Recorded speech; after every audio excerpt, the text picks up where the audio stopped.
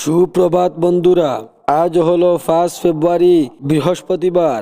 আজকের সকালের বিশেষ বিশেষ খবরগুলি হলো: চিকনেস নেকের শক্তি বৃদ্ধি 71 সালেই করা উচিত ছিল।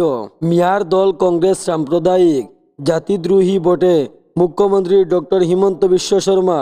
চিকিৎসকের গাফিলতিতে নারী শিক্ষায় নবজাতকের মৃত্যু, উত্তেজনা শিলচরে। শ্রীভূমি জেলা কারাগারে উদ্ধার 29টি মোবাইল সহ বহু সামগ্রী। বিয়ের 26 দিনের মাথায় রহস্যজনক মৃত্যু নববধূর, চাঞ্চল্য। অভ্যন্তরীণ ঐক্যের উপর বিশেষ গুরুত্ব আরোপ বিধায়ক বিজয় মালাকারের। গৌরবের নেতৃত্বেই রাজ্য সরকার, কংগ্রেসের সভায় দাবি লালায়। তাহলে বিস্তারিত খবরে যাওয়ার আগে এখনই চ্যানেলটি সাবস্ক্রাইব করুন এবং পাশে থাকা বেল আইকনটি বাজিয়ে রাখুন, যাহাতে সমস্ত খবরগুলি সবার আগে আপনার কাছে পৌঁছাতে পারে। এখন শুনুন আজকের খবরগুলির বিস্তারিত। চিকনস নেকের শক্তির বৃদ্ধি 71 সালেই করা উচিত ছিল। পশ্চিমবঙ্গ ও অসমকে সংযোগকারী শিলিগুড়ি করিডোর বা চিকনেস নেক ঘিরে প্রস্তাবিত ভূগর্ভস্থ রেল সংযোগে ভারতীয় দীর্ঘদিনের এক গুরুতর কৌশলগত দুর্বলতা কাটিয়ে উঠার পথে এক ঐতিহাসিক ও বৃহৎ পদক্ষেপ বলে অভিহিত করলেন মুখ্যমন্ত্রী হিমন্ত বিশ্ব শর্মা। তার মতে এই দুর্বলতা স্বাধীনতার পর থেকেই ভারতের নিরাপত্তা ভাবনার একটি বড় ফাঁক ছিল, যা আদতে 1971 সালে যুদ্ধের পরেই সমাধান করা উচিত ছিল। সোমবার কেন্দ্র সরকারের তরফে জানানো হয়, শিলিগুড়ি করিডোরের প্রায় 40 কিলোমিটার অংশ ভূগর্ভস্থ রেলপথ নির্মাণের সম্ভাবনা খতিয়ে দেখছে ভারতীয় রেল। এই করিডোরে উত্তর পূর্ব ভারতের 8টি রাজ্যের সঙ্গে দেশের মূল্য ভূখণ্ডের একমাত্র স্থল যোগাযোগ।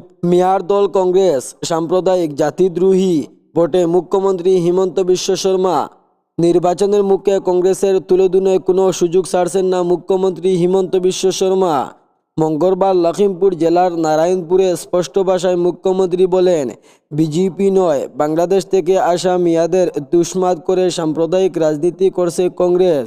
বর্তমান কংগ্রেস কেবল মিয়াদের দল, তাই মিয়া ছাড়া তাদের আর কেউ ভোট দেবেন না। অসমিয়া মুসলমানদের ভোট বেশি পাবেন না কংগ্রেস, তবে মিয়ার দল কংগ্রেসকে রুখতে এবারের নির্বাচনে যুদ্ধ করার জন্য প্রস্তুত হয়ে আছেন অসমিয়ারা। বিজেপি এবং মুখ্যমন্ত্রী সাম্প্রদায়িক সংসদ তথা প্রদেশ কংগ্রেসের সভাপতি গৌরব গগৈর এই অভিযোগ যুক্তি দেখিয়ে উড়িয়ে দেন হিমন্ত। সাংবাদিকদের তিনি বলেন, অসমিয়া মানে তো হিন্দু মুসলমান সবাই, কিন্তু কংগ্রেস বাংলাদেশ থেকে আসা মিয়াদের তুষমাত করে সাম্প্রদায়িক রাজনীতি করছে, সেখানে অসমিয়ার পরিচয় রক্ষার কথা বলছে বিজেপি।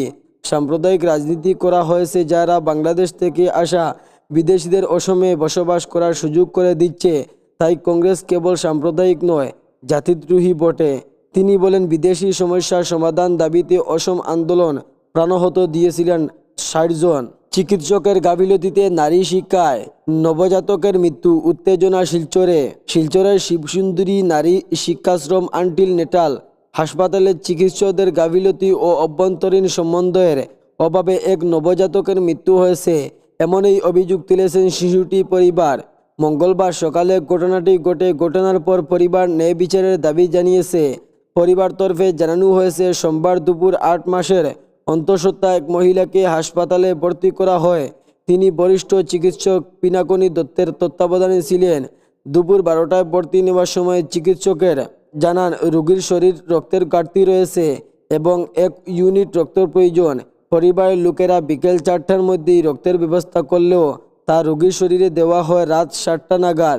অভিযোগ অনুযায়ী মঙ্গলবার ভোর 3টে নাগাদ প্রসব বেদনা শুরু হলেও দীর্ঘ সময় পর্যন্ত কোনো চিকিৎসক রোগীকে দেখতে আসেননি। শ্রীভূমি জেলা কারাগারে উদ্ধার 29টি মোবাইল সহ বহু সামগ্রী। গোপন সূত্রের খবরে ভিত্তিতে শ্রীভূমি জেলা কারাগারে অভিযান চালিয়ে বিপুল পরিমাণ নিষিদ্ধ সামগ্রী উদ্ধার করেছে পুলিশ। সোমবার গভীর রাতে শ্রীভূমি পুলিশের এই অভিযান কারাগারের ভেতর থেকে মোট 29টি মোবাইল ফোন, একাধিক মোবাইল চার্জার, ধারালো অস্ত্র, হক বিড়ি, শিকারের লাইটার সহ বিভিন্ন সামগ্রী উদ্ধার করা হয়। দীর্ঘদিন ধরেই শ্রীভূমি জেলা কারাগারে অসামাজিক ও বেআইনি কার্যকলাপ চলার অভিযোগ উঠেছিল। সেই অভিযোগের ভিত্তিতেই জেলা পুলিশ সুপার লীনা দলের নেতৃত্বে পুলিশ একটি বড় দল সোমবার রাতে কারাগারে উপস্থিত হয়ে তল্লাশি অভিযান চালায়। অভিযানের সময় কারাগারের বিভিন্ন অংশ থেকে এই সমস্ত নিষিদ্ধ সামগ্রী উদ্ধার হওয়ার চাঞ্চল্য ছড়িয়ে পড়ে। গৌরবের নেতৃত্বেই রাজ্য সরকার কংগ্রেসের সভায় দাবি লালায়। বিধানসভা নির্বাচনকে সামনে রেখে কংগ্রেসের তৎপরতা শুরু হয়েছে। মঙ্গলবার লালা ব্লক কংগ্রেসের সভায় এ নিয়ে এক কর্মী সভা অনুষ্ঠিত হয়। সভায় সভাপতিত্ব করেন ব্লক কংগ্রেসের নবনিযুক্ত সভাপতি রৌশন আব্বাস। কর্মী সভায় উপস্থিত ছিলেন যুব কংগ্রেসের কিষাণ মোর্চা সহ বিভিন্ন মণ্ডলের সদস্যরা। দীর্ঘ আলোচনার শেষে এই দিনের সভায় কংগ্রেস কর্মীদের তাতিয়ে দিয়ে ব্লক সভাপতি রৌশন আব্বাস অশান্ত করেন আগামী নির্বাচনে কংগ্রেসের সরকার আসছে রাজ্যে। অভ্যন্তরীণ ঐক্যের উপর বিশেষ গুরুত্ব আরোপ বিধায়ক বিজয় মালাকারের। আসন্ন বিধানসভা নির্বাচনকে সামনে রেখে শ্রীভূমি জেলা বিজেপির রাজনৈতিক তৎপরতা ব্যাপক হারে বেড়েছে। সেই লক্ষ্যে মঙ্গলবার শ্রীভূমি জেলা বিজেপি কার্যালয়ে এক বিশেষ সাংগঠনিক সভা অনুষ্ঠিত হয়। জেলা বিজেপি সভাপতি সঞ্জীব বণিকের সভাপতিত্বে বৈঠক নির্বাচনী প্রস্তুতি, ভোট কেন্দ্রে ব্যক্তি কৌশল এবং সংগঠনকে আরও মজবুত করার দিকগুলি নিয়ে বিস্তারিত আলোচনা হয়।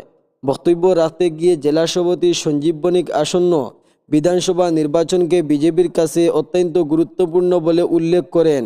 তিনি বলেন, প্রতিটি মণ্ডল ও বুথ স্তরের সংগঠনে সক্রিয় শক্তিশালী করতে হবে এবং ভোটারদের কাছে সরকারের বিভিন্ন উন্নয়নমূলক কর্মসূচি তুলে ধরতে হবে।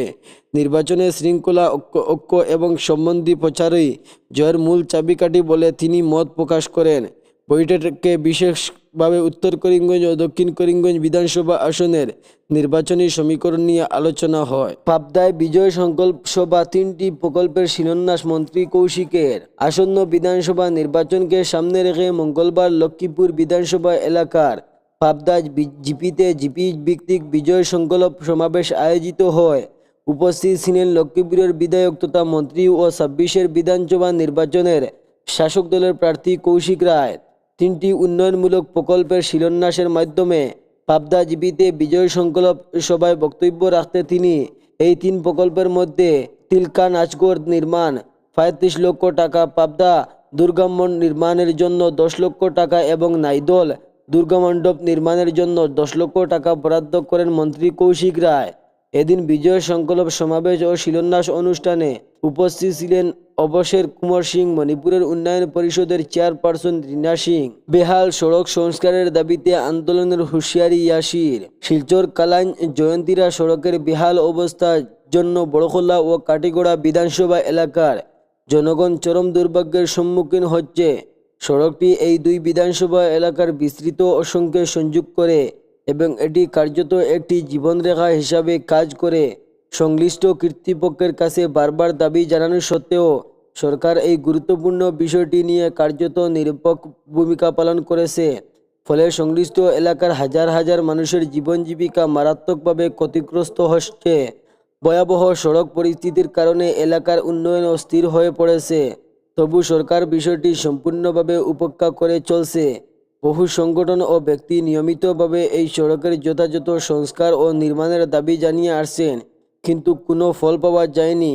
এই প্রেক্ষাপটে ইউথ অগনেস্ট সোশ্যাল এব্লিস ইয়াসির কেন্দ্রীয় কমিটি বড়খোলা এবং ইয়াসি কাটিগড়া বিধানসভা কমিটির সঙ্গে যৌথভাবে সরকারের এই অবহেলা বিরুদ্ধে শক্তিশালী আন্দোলন শুরু করার সিদ্ধান্ত নিয়েছে।